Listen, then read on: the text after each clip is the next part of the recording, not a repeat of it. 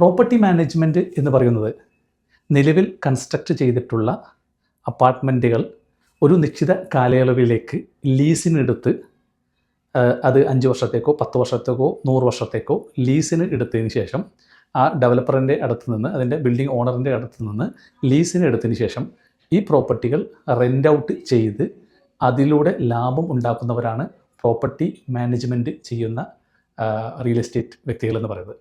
അപ്പോൾ നിങ്ങൾക്ക് അത്തരത്തിൽ നല്ല ഏരിയകളിൽ നല്ല ഡിമാൻഡുള്ള സ്ഥലങ്ങളിൽ നല്ല അപ്പാർട്ട്മെൻറ്റുകൾ ലഭിക്കുകയാണെങ്കിൽ അത് റെസിഡൻഷ്യൽ ആവാം, അതല്ലെങ്കിൽ കൊമേഴ്സ്യൽ ആവാം, അത്തരത്തിലുള്ള അപ്പാർട്ട്മെൻറ്റുകൾ ഒരു നിശ്ചിത കാലയളവിലേക്ക് നിങ്ങൾ വാങ്ങിയാൽ നിങ്ങൾക്കതൊക്കെ സുന്ദരമായിട്ട് മന്ത്ലി റെൻ്റ് ഔട്ട് ചെയ്ത് അതിലൂടെ ഒരു വരുമാനം നേടാൻ സാധിക്കുമെന്നുള്ളതാണ്.